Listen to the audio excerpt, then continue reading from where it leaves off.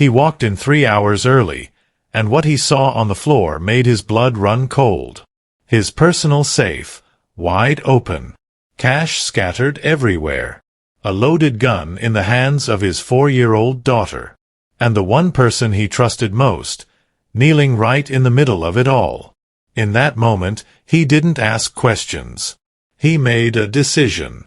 A decision that would break a woman who had nothing, and nearly destroy the only family he had left. But here's the truth. He was wrong. And by the time he realized it, it was almost too late. If stories about love, sacrifice, and second chances mean something to you, make sure you subscribe. Because this one will stay with you. Easton Grayfield was not a man people interrupted. He was the kind of man people avoided looking in the eye. Not because he demanded respect, but because something about him made you feel like you'd already done something wrong. Sharp jaw. Cold gray eyes. Always dressed like he owned the room, because most of the time, he did. On paper, he was a powerful CEO.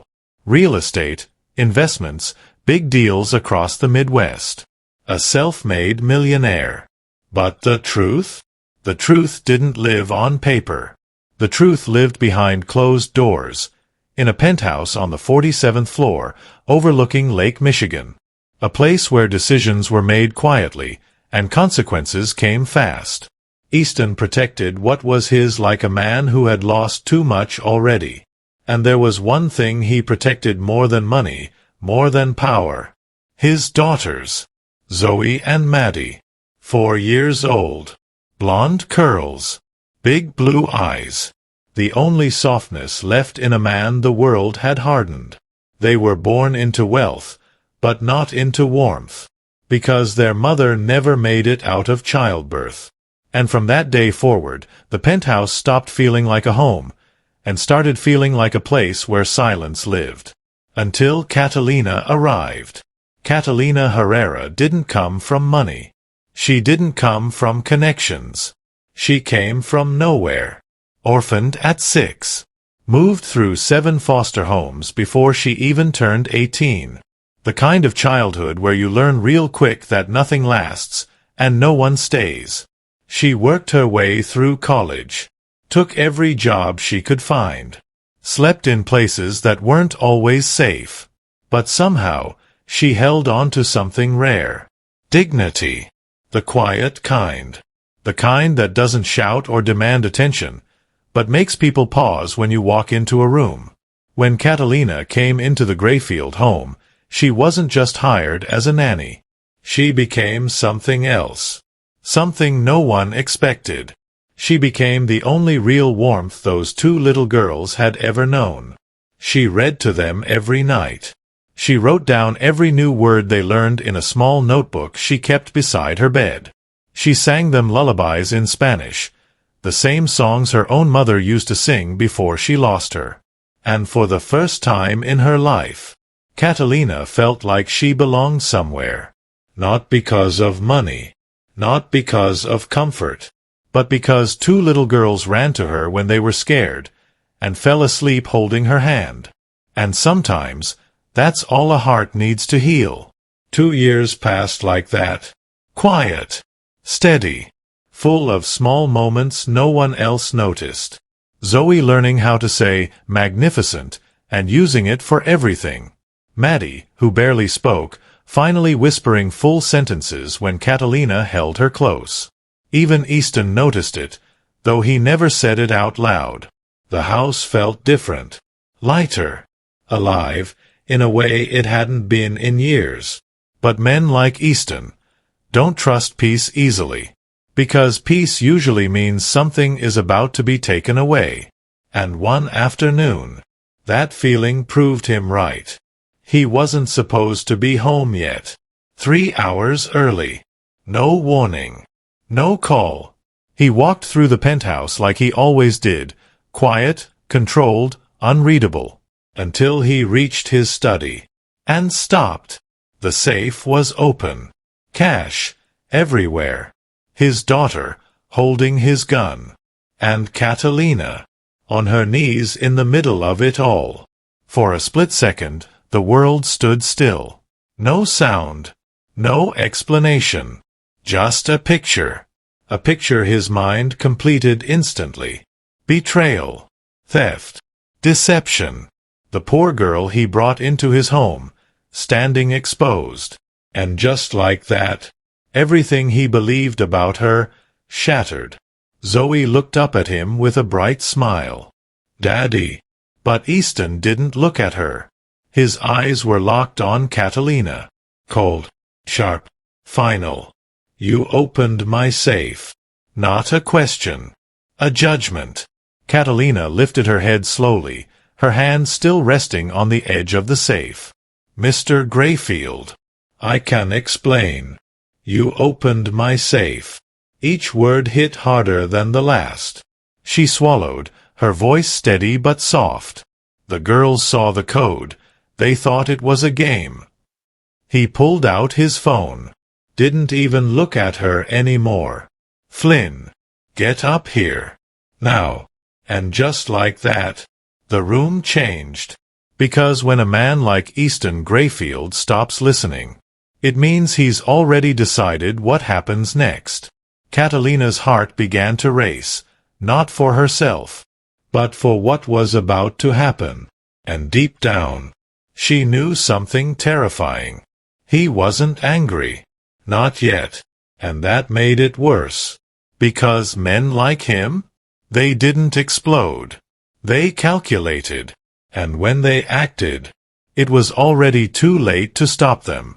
And standing there, in that silent room filled with money, fear, and a child who didn't understand what she had done, Catalina realized something chilling. This wasn't just a misunderstanding. This was the moment her entire life could fall apart again. The silence stretched so tight it almost felt like it would snap. Easton stepped closer, slow, deliberate, like every step meant something. The sound of his shoes against the wooden floor echoed through the room, heavy and measured, like a countdown no one could stop. Zoe was still smiling, completely unaware. "Daddy, look." Zoe. Just her name. But something in his tone made her freeze. 4 years old, and she already understood when not to speak. That was the kind of house this was. Catalina felt it in her chest. The shift. The danger. The moment slipping out of control. She slowly raised her hands, not in fear, but in calm. "The girls didn't understand what they were doing," she said quietly. "Maddie thought the money was paper for drawing, and the gun." Easton moved past her. Didn't respond. Didn't even acknowledge her words. He bent down, picked up the gun from the floor, his fingers moving with instinct. Smooth. Familiar. He checked it. Then paused. The safety was on. His thumb brushed over it again, slower this time. A flicker of something crossed his face. Not softness, not yet. Suspicion. He looked at Catalina again. Different now. Colder. Sharper. Because now the story in his mind had changed. This wasn't just a nanny making a mistake. No. This was someone who knew exactly what she was doing. "You turned the safety on," he said quietly. Catalina nodded once. Maddie picked it up. "I had to." "You knew how to handle it." It wasn't admiration. It was accusation. The kind that digs deeper than words. "I saw you check it once," she replied, her voice steady. "I remembered." Easton's jaw tightened. Because in his world, people didn't just remember things like that. People learned. Prepared. Planned. And now, standing in front of him, Catalina didn't look like someone caught off guard. She looked calm. Too calm. And that made everything worse. The door opened. Flynn stepped in, taking in the entire scene in one glance. The open safe. The scattered cash. The gun in Easton's hand. Catalina standing still. He didn't ask questions. He didn't need to. "Take the girls," Easton said. Zoe's smile was gone now. Her small hand reached out toward Catalina. Cat was teaching us. Zoe. Again. Softer this time, but final. Flynn walked over, lifting Maddie into his arms. She didn't resist. She just held onto her little teddy bear, her eyes fixed on Catalina like she was trying to memorize her. Zoe grabbed Flynn's hand, but she hesitated at the door. Cat. Catalina forced a gentle smile, even though her throat felt tight. It's okay, sweetheart. But it wasn't. And they both knew it. The door closed. And just like that, the room became something else entirely. No children. No warmth. Just two adults standing across from each other, with a decision hanging in the air. Easton set the gun down on the desk. Carefully. Controlled. Everything about him was controlled. You've seen things you weren't supposed to see, he said. Catalina didn't move. Didn't step back. I saw two little girls in danger, she replied. And you decided to handle my safe. I decided to protect your daughters. For the first time, something cracked through his calm. Not loudly, but enough. Because she wasn't begging. She wasn't apologizing. She was standing her ground. And in Easton's world, that only meant one of two things. Stupidity. Or strength. And he hadn't decided which one she was. He turned away from her without another word and stepped into the hallway. Pulled out his phone. Ashford. Get up here. His voice didn't change. It never did.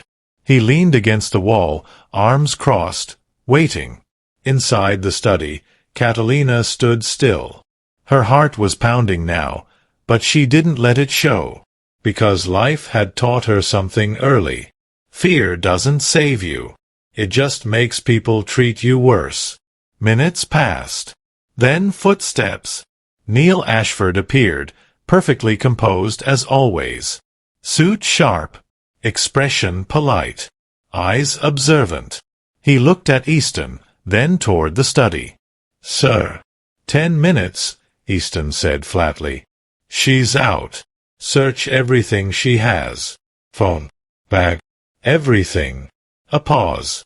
Then Neil asked, almost too smoothly, and her final pay? Hold it. That was it.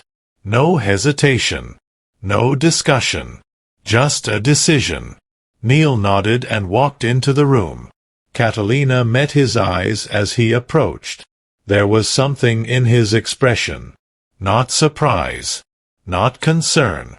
Something else. Something colder. Come with me, he said. She followed him down the hallway. Past the soft lights. Past the silence. Past the life she thought she had built here. They reached her room. Small. Simple. Almost empty. Neil didn't waste time. He opened her bag.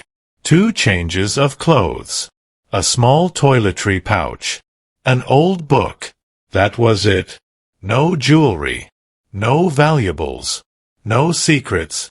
He picked up her phone, scrolling through it slowly. Picture after picture. Zoe laughing. Maddie sleeping. Messy drawings. Tiny moments frozen in time. Not a single image of anything from the study. But Neil kept scrolling anyway. Too slowly. Too carefully. Like he wasn't searching. He was studying.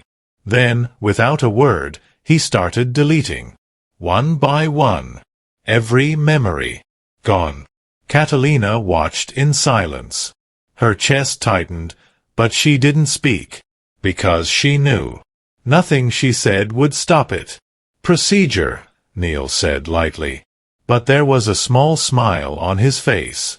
Barely there. Easy to miss. Unless you were looking for it.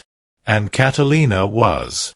Because people like her learned to read danger early. Very early.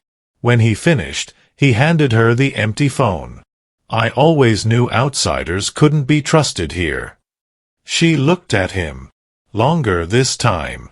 And something clicked. Something quiet, but clear. He wasn't reacting to what happened. He was expecting it.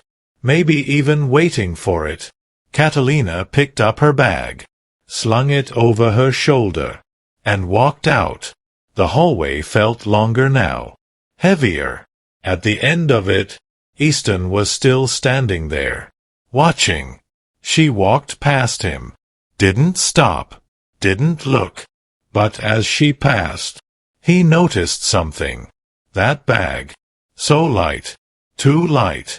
Everything she owned, in one small backpack. For a second, just a second, something moved inside him. A feeling he didn't recognize. Didn't like. So he pushed it away. Because men like him didn't have time for feelings that didn't serve a purpose. Catalina kept walking. Step by step. Toward the elevator. Toward whatever came next. But just as she passed the girl's room, she heard it. A small voice. Shaking. And her feet stopped. Without asking permission. Without thinking. She stood there, frozen. Knowing she wasn't supposed to go back. Knowing she had already lost everything here. But some things you don't walk away from. No matter what it costs. And slowly, she turned toward the door. She didn't knock. She just opened the door. Slowly. Inside, the room felt smaller somehow. Zoe sat on the edge of the bed, her little legs hanging, her face red, eyes wet.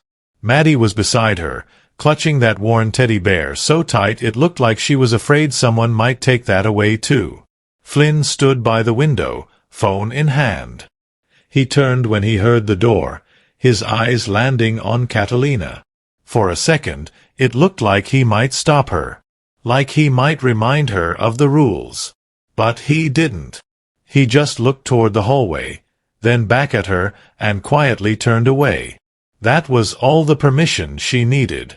Zoe saw her first. Cat.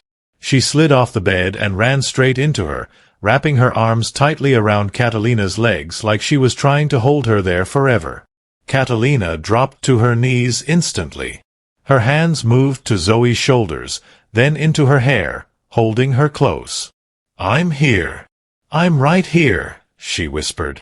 But her voice, it wasn't as steady as she wanted it to be. "How long are you going away?" Zoe asked, pulling back just enough to look at her. Catalina's heart twisted. "A little while, sweetheart." Zoe frowned, her small brows pulling together. "How long is a little while?" There was no answer to that. Not one she could say out loud. Because the truth was maybe forever.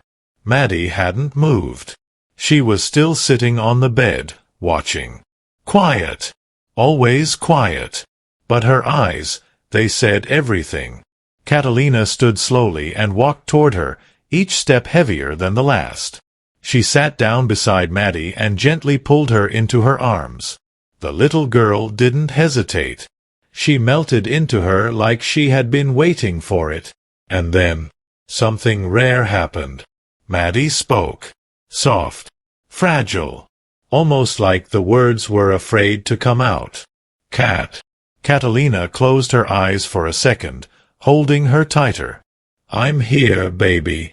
I dream about you every night." The words landed deep. Too deep. Catalina felt something inside her chest crack. Not break completely, but enough that it hurt to breathe. Zoe climbed back onto the bed and slipped into her other side, wrapping her arms around Catalina again. The three of them stayed like that. No rush. No words. Just holding on. Because sometimes, that's all love really is. Holding on when everything else is slipping away. "Listen to me," Catalina whispered softly. Zoe pulled back a little, watching her carefully. Maddie stayed tucked against her, quiet but listening. No matter what happens. No matter who's around you, or if no one is. Her voice trembled just slightly. Always do the right thing. Zoe nodded quickly, serious in that pure, childlike way. I promise. Catalina leaned forward and kissed her forehead. Then she turned and kissed Maddie's too, lingering just a second longer. Like she was trying to memorize the moment. Then, slowly, she let them go. She stood up. And this time, she didn't look back. Because if she did, she knew she wouldn't leave. She walked out into the hallway again. Each step felt heavier now. But she kept going. She had to. The elevator was just ahead.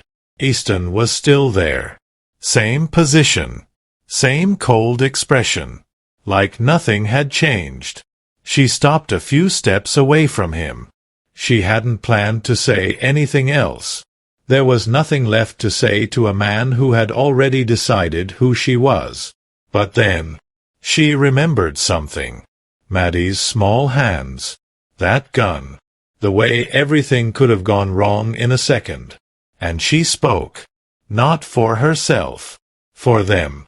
Keep them safe, Mr. Grayfield. Her voice was calm. Steady. But it carried something deeper. Something real. Easton didn't answer. Not a word. Catalina didn't wait for one. She turned and stepped into the elevator. Pressed the button. The doors began to close. And for a brief moment, their eyes met. Just a fraction of a second. But something passed between them. Unspoken. Unresolved. Then the doors shut. And she was gone. The penthouse didn't change. Not right away. The lights still glowed. The floors still shined. Everything looked exactly the same. But something was missing. Something no one could replace. And the first ones to feel it were the children. That evening, Zoe sat at the table, staring down at her food. Mac and cheese. Her favorite. But she didn't touch it. She just pushed it around with her fork. Back and forth. Slow. Quiet. Easton sat at the head of the table, cutting into his steak like everything was normal. Eat, Zoe. I'm not hungry. You haven't eaten since noon. I'm not hungry. Her voice wasn't angry. Wasn't loud. Just empty. The kind of empty that says more than shouting ever could. Maddie wasn't even at the table. She sat in the corner of the bedroom, holding her teddy bear, staring at nothing. Not crying. Not asking. Just silent. And that silence, that was the part that felt wrong. Because crying means a child still believes someone will come. Silence means they don't. Easton noticed it. Of course he did. He noticed everything. But this was different. He picked up his phone that night. Called the agency. Send someone. No. I don't care what it costs. The first nanny arrived within the hour. Professional. Experienced. Confident. She walked into the room with a smile. Hi, sweetheart. My name is... You're not Kat. Zoe's voice cut through immediately. The woman hesitated. No, but I can. When is Kat coming back? She glanced at Easton. He gave the smallest shake of his head. She tried again. We can play a game, or maybe. When is Kat coming back? Over and over. Same question. No answer. She lasted less than 2 hours. The second one didn't last even one. By 10 o'clock, the penthouse was quiet again. Just 3 people. And something missing none of them knew how to fix. Easton sat alone in his study. The safe was closed. Everything inside was exactly where it should be. Nothing taken. Nothing missing. He leaned back in his chair, staring at the ceiling. I did the right thing.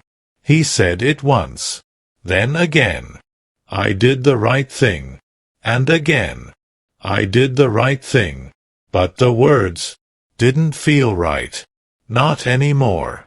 Later that night, he walked past the girls' room. The door was slightly open. Zoe was asleep, curled up. Maddie lay beside her, still holding that teddy bear tightly. Even in sleep, she didn't let go.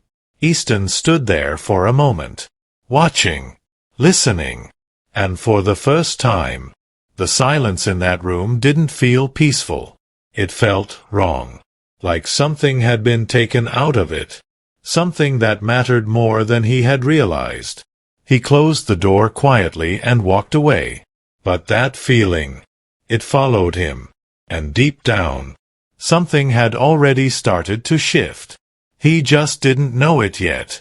But soon, he wouldn't be able to ignore it anymore. The night stretched longer than it should have. Easton lay in bed, staring at the ceiling, but sleep wouldn't come. Every time he closed his eyes, something felt off. Not loud, not obvious, just wrong. The kind of wrong that sits quietly in your chest and doesn't let you rest. The clock ticked past midnight. Then 1. Then 2. And that's when he heard it. A sound so small, it almost didn't exist. But in a place that quiet, it cut through everything. Crying. Not loud. Not calling out. Just soft, broken, like it didn't want to be heard. Easton sat up instantly. Barefoot, he stepped into the hallway and moved toward the girls' room. He pushed the door open slowly. Zoe was still asleep. But Maddie was curled into herself, her small body trembling under the blanket. Tears slid down her temples into the pillow, her hands gripping that teddy bear so tightly her knuckles had turned pale. Her eyes were shut. She wasn't awake. She was dreaming. And through her soft, shaking breaths, words slipped out. "Cat." Easton froze. She said, "Don't take it." His chest tightened. Maddie's voice trembled again. "It's not ours." Cat said, "It's not ours." The words landed hard. Too hard. He stepped closer to the bed, slower this time. Careful. Like he was afraid the moment might break if he moved too fast. He sat down beside her and gently placed his hand on her back, trying to calm her, trying to steady himself. But his hand, it wasn't steady, because for the first time since that afternoon, something inside him cracked. Just a little, but enough. Enough to let something through. A thought he hadn't allowed himself to consider. What if he got it wrong? The next morning came too quickly. Sunlight filled the kitchen, bright and clean, but the warmth didn't reach him. Easton sat at the table, untouched coffee in front of him. Zoe was there, stirring her cereal slowly, not eating. Maddie sat beside her, silent, the teddy bear resting in her lap like it belonged there more than anything else. The room was quiet. Not peaceful. Just quiet. Then Maddie spoke. Soft. Unexpected. "Daddy." Easton looked up. "I'm sorry." The words hit him off guard. He leaned forward slightly. "What are you sorry for?" Maddie didn't look at him. Her small fingers moved over the teddy bear's ear. "A few days ago, I saw you press numbers on the box in your room." Easton's body stilled. "I remembered them," she continued. "It looked like a game, like the machines at the mall." Zoe stopped moving her spoon. Both girls were looking down now. Quiet. Serious. "Yesterday, I went into your room," Maddie said. "I pressed the numbers. The box opened." Easton felt something cold run through him. Inside, there were lots of papers. And the heavy toy. Her voice stayed calm. Too calm. The kind of calm only a child has, when they don't fully understand the weight of what they're saying. "I picked it up, because I thought it was like Zoe's toy." Zoe swallowed and added quickly, like she couldn't hold it in anymore. Kat came in because we were laughing. She saw Maddie holding it and ran really fast. Maddie nodded slightly. She took it away, right away. Zoe leaned forward. And then she did something to it, like you do. She pressed the side. Easton's mind replayed the moment. The safety. She said it wasn't a toy, Zoe continued. She said it was dangerous. She told us we should never touch it. Maddie looked up just a little. She said, we don't take things that aren't ours. Silence. Heavy. Unavoidable. Zoe's voice softened. Kat was putting everything back when you came home. And just like that, everything shifted. Every image from yesterday turned upside down. Catalina kneeling at the safe. Not stealing. Fixing. The money scattered on the floor. Not by her hands. By two children who didn't know any better. The gun. The safety. Not proof of guilt. Proof of protection. Easton leaned back slowly, like the weight of it all hit him at once. His chest felt tight. Too tight. Because now the truth was clear. Painfully clear. She hadn't betrayed him. She had saved his daughter. And he didn't even let her speak. He threw her out. Alone. At night. With nothing. The room felt smaller. The air heavier. And then something else hit him. Something deeper. Harder to ignore. This wasn't just about misunderstanding. This was about him. He was the one who left the code where a child could see it. He was the one who kept a loaded gun in reach. He was the one who created the danger. Not her. Him. The chair scraped loudly as he stood up too fast. Zoe flinched. Maddie looked down again. Easton's hands pressed against the table, his head lowered. For a moment, he couldn't speak, because there were no words that could undo what he had done. Zoe's small voice broke the silence. Daddy. He looked up. Her eyes met his. Clear. Honest. The kind of honesty only children have. Can you say sorry? The question was simple. But it hit harder than anything else. Because it wasn't just about words. It was about something he had never done. Not like this. Not when it mattered. Maddie added softly, Kat says grown-ups can say sorry too. Easton looked at his daughters. And for the first time in a long time, he didn't feel like the most powerful man in the room. He felt small. Small in a way money couldn't fix. Small in a way power couldn't hide. And something inside him shifted again. Not a crack this time. A break. Clean. Clear. Necessary. Without another word, he turned and walked out of the kitchen. Down the hallway. Past the study. Until he reached a door he had never opened before. Catalina's room. He stood there for a moment. Hand hovering. Then slowly, he pushed it open. And stepped inside. The room felt empty. Not just quiet. Empty. Easton stood just inside the doorway, his eyes moving slowly across the space like he was trying to understand something that didn't make sense. The bed was neatly made. Too neat. The kind of neat that doesn't come from comfort, but from habit. From a life where you learn not to leave a trace. The wardrobe door was slightly open. Inside, almost nothing. A few empty hangers. That was it. No dresses. No shoes. No signs of a life lived here for 2 years. The table by the window was bare. No photos.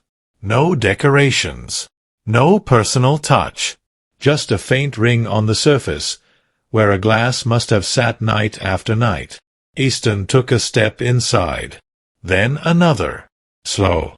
Careful. Like he was walking through something fragile. He had never been in this room before.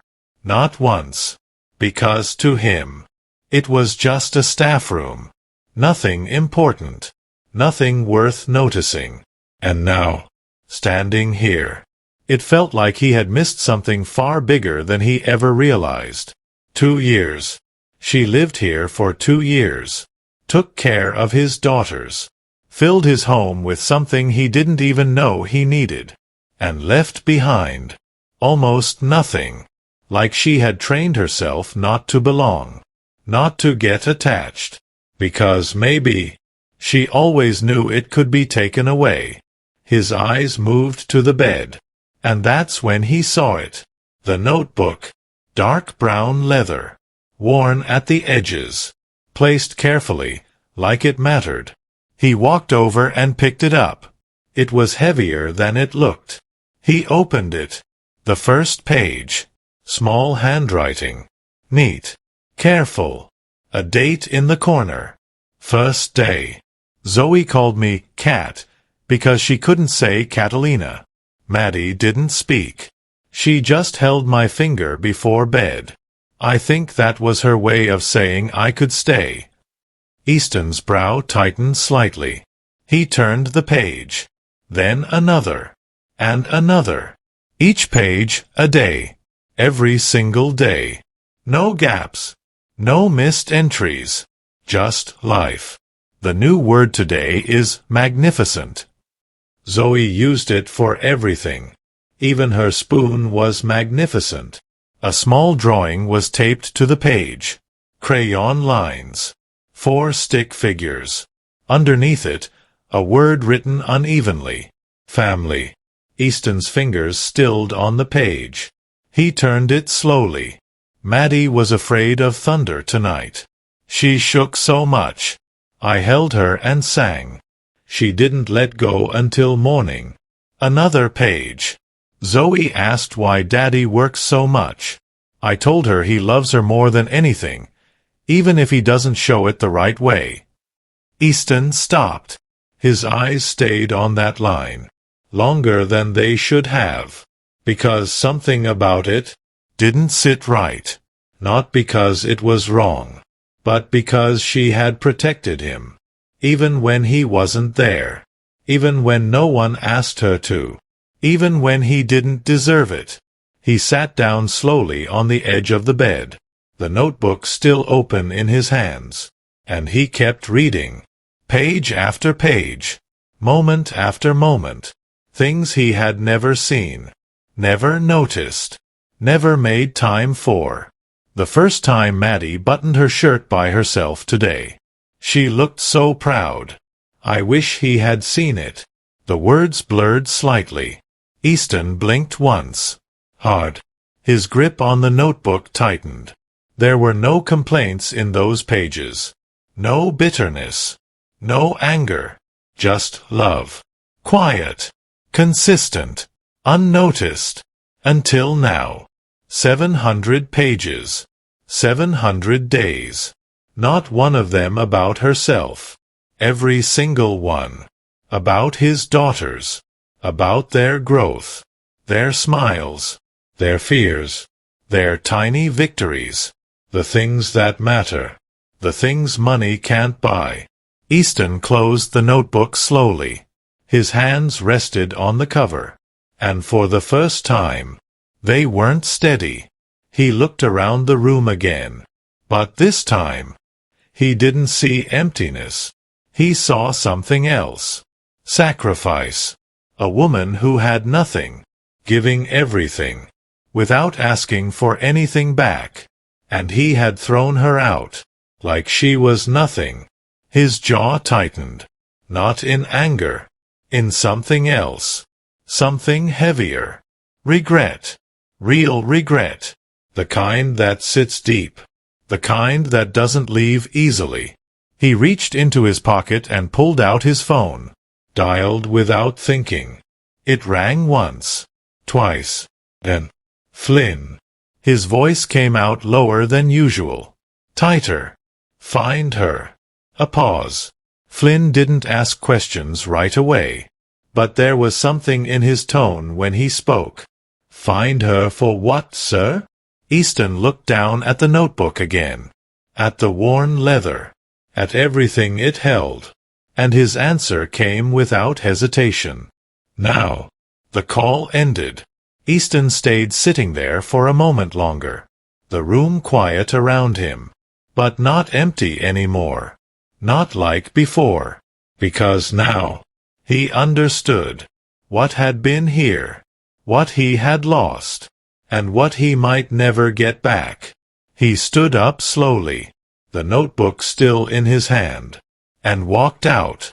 The hallway felt different now, every step heavier, every second more urgent, because somewhere out there, in a city that didn't care, a woman with nothing was walking alone again. And this time, he was the reason. Downstairs, the car was already waiting. Flynn sat in the passenger seat, phone in hand, already making calls. Easton got in the back without a word.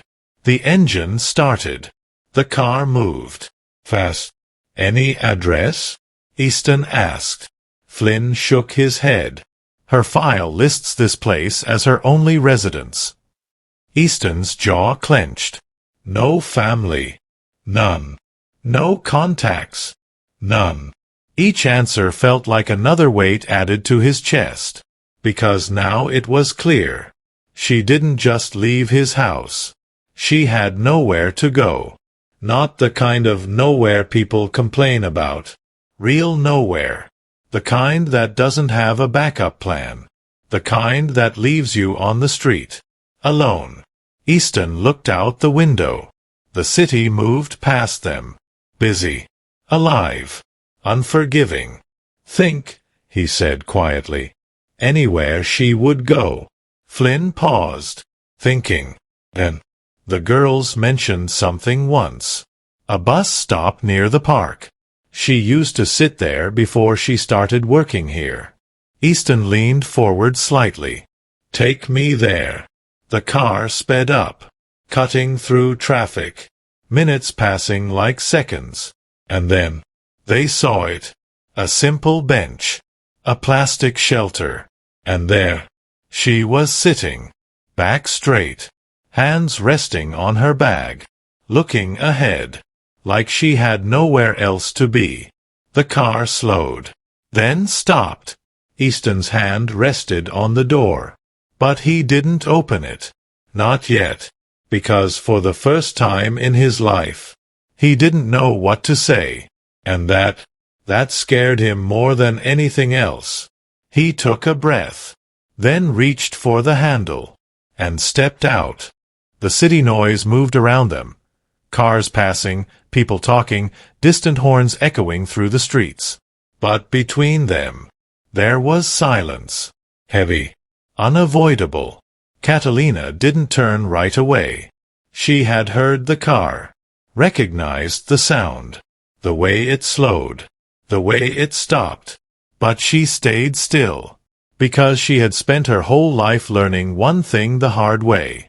People don't always come back, and hoping they will only makes it hurt more when they don't.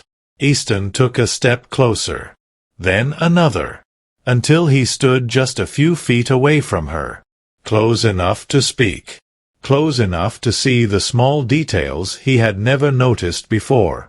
Her coat, thin, not made for a night like this.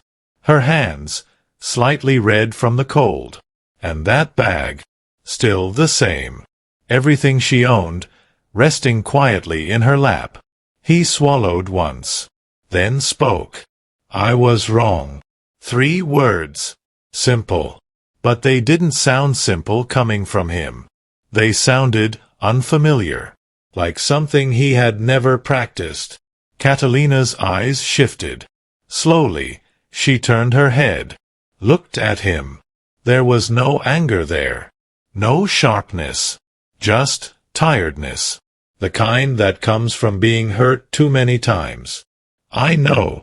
Her voice was soft, almost too soft, and somehow, that hurt more, because if she had shouted, if she had blamed him, it would have been easier.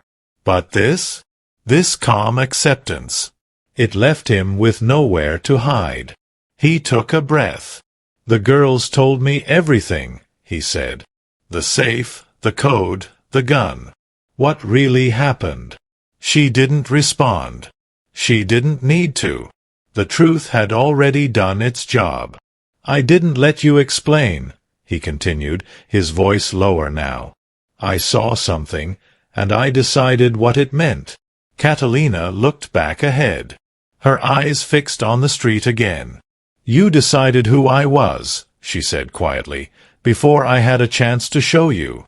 The words landed clean, direct. No anger, just truth. Easton felt it, every part of it. "You saw a poor girl in your house," she continued, her voice steady, "and when something went wrong, it made sense to you that it would be me." He shook his head slightly. "That's not." "It is," she said gently, cutting him off, and there was no fight in her voice. No challenge. Just something deeper. Something lived. "My whole life, people have looked at me and decided who I was before I said a word." She glanced down at her hands. The foster girl. The outsider. The one who doesn't belong. A small pause. "I thought it would be different there." Easton's chest tightened, because for the first time, he wasn't hearing her as someone beneath him. He was hearing her as someone he had hurt, and there was no defense for that. "I want you to come back," he said. The words came out quickly, almost too quickly, like he was afraid the moment would slip away if he waited. Catalina didn't respond right away. She just looked at him, studied him. Then she spoke. "You want the nanny to come back." A small pause. "Not me." That hit harder than anything else, because it was true. On the drive here. That's exactly how he had thought about it. The girls need her. The house needs her. Not. He had hurt her. He opened his mouth to respond, but nothing came out, because for once, he didn't have the right words ready. The sound of brakes cut through the moment. A bus pulled up beside them. The doors opened with a soft hiss. The driver waited. People stepped forward. A choice. Right there. Simple. Clear. Catalina looked at the open door, then back at Easton. This was the kind of moment her life had always been built on. Stay. Or leave. Start over again. Like she always did. And for a second, it would have been easier to get on that bus. Disappear. Find another place. Another job. Another life where she didn't have to face this. Where she didn't have to trust again. But then, two faces came into her mind. Zoe. Maddie. The way they held onto her. The way they looked at her. Like she was home. And she exhaled slowly. "If I come back," she said, her voice steady now, "I'm coming back for them." Her eyes met his. "Not for you." Easton nodded immediately. No hesitation. "I understand." The bus doors began to close. The moment passed, and Catalina stayed. She stood up from the bench, adjusted the strap of her bag, and walked past him, not waiting. Not asking, just choosing. He watched her for a second, then turned and followed. The car ride back was quiet. Flynn didn't turn around, didn't ask anything. The city moved past outside the window, but inside the car, it felt still. Catalina sat by the door, her hands resting in her lap. They trembled slightly, just enough to notice. Not enough to show weakness. Easton saw it. Didn't say anything. He just reached toward the panel beside him. Pressed a button. A soft click. Warmth spread through her seat. Slow. Subtle. Catalina felt it. Her eyes shifted toward him for a second. He didn't look back. Just stared ahead. Like it didn't matter. like he hadn't done anything at all. And for some reason, that made it mean more. The car pulled into the building. The elevator ride was silent. The doors opened. And then, the sound hit them first. Running footsteps. Fast. Uncontrolled. Maddie appeared in the hallway. Her hair messy. Her small feet moving as fast as they could. She saw Catalina. And something broke. Cat. Her voice echoed. Loud. Raw. Not the quiet child anymore. Not the silent one. This was different. This was everything she had been holding in. She ran. Straight into her. Catalina dropped to her knees just in time. Maddie threw herself into her arms, holding on tight. Too tight. Like she was afraid she might disappear again. Then Zoe came running too. Cat. Cat. Cat. She wrapped herself around Catalina from behind, squeezing as hard as she could. And just like that, everything else faded. The cold. The silence. The distance. All of it gone. Catalina held them both. Tightly. And this time, she couldn't hold it in. Tears came. Quiet at first. Then more. Falling into their hair. Onto their shoulders. She didn't stop them. Didn't hide them. Because this wasn't pain. This was something else. Something deeper. Something she had never really had before. Someone. Running toward her. Zoe pulled back slightly and looked over her shoulder. At Easton. Did Daddy say sorry? Her voice was serious. Direct. Easton met her eyes. Yes. Zoe nodded once. Satisfied. Then she smiled softly. Then it's okay. Simple. That's simple. Catalina looked at him for a brief second. Not fully. Just enough. And in that look, there was something unspoken. Something not fixed. Not healed. But not broken anymore either. And as she held those two little girls in her arms, Easton stood there quietly, watching, realizing something he had never understood before. Some people don't just take care of a house. They become the reason it feels like a home. And he had almost lost that. For good. Later that night, after everything had quieted down, after the girls finally fell asleep, Easton stood outside their door, listening. The soft sound of Catalina's voice drifted through. A lullaby. Gentle. Warm. Different from anything he had ever known. He closed his eyes for a moment. Just listened. And for the first time in a long time, the silence didn't feel empty. But somewhere deep inside, he knew. This wasn't the end of what he had done. And sooner or later, it would come back to test everything. Days passed, but the air in the penthouse never quite returned to what it had been before. It wasn't cold anymore. But it wasn't easy either. Something had changed. Something real. Easton found himself noticing things he had never seen before. The way Catalina tied Zoe's hair in the morning, always asking, "Straight or messy today?" like it mattered.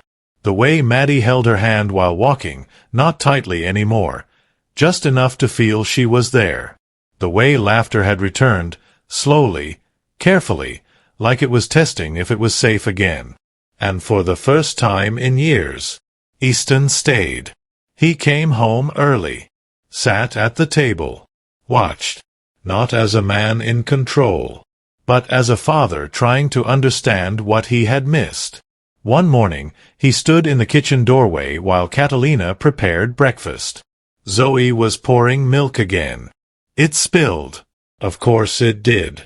Easton almost stepped forward, almost said something. But Catalina didn't rush, didn't correct. She simply wiped it gently and smiled. Better than yesterday. Zoe beamed. Proud. And something inside Easton shifted again. Because he realized she wasn't just helping them grow. She was teaching them how to live. And he had almost taken that away. That afternoon, he found Catalina in the hallway, folding laundry. He stood there for a moment before speaking. "I read the notebook." Her hands paused. Just slightly. Then continued. "Those weren't meant for you. I know." Silence. But not uncomfortable. Just honest. "I didn't know any of that," he said quietly. "The small things, the important things." Catalina didn't look up. "That's because you were busy protecting everything else." The words weren't harsh. They didn't need to be. Because they were true. "I thought I was doing the right thing," he said. "You were protecting your world," she replied. "And I almost destroyed it," he admitted. Now she looked at him. Finally. And there was something softer in her eyes. Not forgiveness. Not fully. But something closer than before. "You didn't destroy it," she said. "You just didn't see what mattered." Easton let out a slow breath. "And now I do." A pause. Then, quieter. "But seeing it doesn't fix what I did." Catalina nodded once. "No, it doesn't." He stepped closer. "Not too close. Just enough. But I'll spend the rest of my life making sure it means something." She studied him for a moment, trying to understand if those words were real, because she had heard promises before, in other homes, other places, and they never lasted. But something about him now was different. Not perfect, not soft, but honest. Before she could respond, a sharp sound echoed from the living room. Glass breaking. They both turned instantly. Zoe stood frozen near the table, a shattered glass at her feet, milk spreading across the floor. Her eyes wide, fearful. I didn't mean to." Her voice trembled. She looked between them, waiting. For anger. For disappointment. For something she had learned to expect. Easton took a step forward, then stopped. Because this moment, it wasn't about the glass. It was about everything. Catalina didn't rush in. She stayed where she was, watching him, giving him the choice. And slowly, Easton walked toward Zoe, knelt down in front of her. His voice calm. "It's okay." Zoe blinked, like she didn't understand. "I broke it," she whispered. "I know," he said. "And that's okay." Her lip trembled. "But you're not mad?" Easton shook his head gently. "No." A small pause. Then he added, "We clean it up, and we try again." Zoe's eyes filled. Not with fear. With something else. Relief. She stepped forward and hugged him tightly. And in that moment, something healed. Not loudly. Not completely. But enough. Enough to feel it. Catalina watched quietly. And for the first time, she smiled. Not out of politeness. Not out of habit. But because she believed it. That maybe this place could be different. That maybe people could change. That maybe she didn't have to keep starting over. That night, after the girls were asleep, Easton stood by the window. The city stretched out below him. Bright. Endless. Everything he had built. Everything he thought mattered. Catalina stepped beside him. Not too close. But not distant either. "They're good girls," he said. "They are," she replied softly. "They get that from you." She shook her head.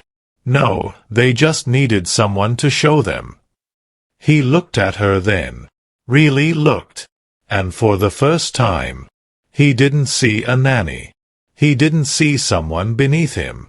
He saw a woman who had lived through more than he ever understood, and still chose kindness, still chose to stay, still chose to love, even after being hurt, even after being pushed away. And that was something he could never buy. "I don't deserve what you've given them," he said quietly. Catalina looked out at the city. "You don't earn love like money," she said. "You protect it, or you lose it." A long silence followed, peaceful this time. And then, she turned slightly. "If you really want to fix things." He looked at her. "You don't need to be perfect." A small pause. "Just be there." Easton nodded slowly, because for the first time, that made sense, more than anything else ever had. Weeks passed. The house changed, not in ways people could see, but in ways they could feel. Laughter came easier. Meals felt warmer. Moments lasted longer. And Easton, he stayed. Not for control, not for power, but for them. For the small things, the important things. And one evening, as Catalina tucked the girls into bed, Maddie reached for her hand. "Cat." She looked down. "Yes, baby?" Maddie's voice was soft, but clear. "You didn't leave." Catalina smiled gently. "No, I didn't." Maddie nodded, satisfied, and closed her eyes. Zoe looked over. "Because this is your home now." Catalina paused, just for a second. Then she whispered, "Yes, it is." And in that moment, everything settled. Not because life became perfect, but because something stronger had taken its place. Trust, love, belonging. And sometimes, that's all a person ever needs. Because in the end, it wasn't the money, the power, or the walls that made that penthouse a home. It was the quiet love of someone who had nothing, but gave everything anyway. If this story touched your heart, make sure to subscribe, and tell me in the comments where you're watching from.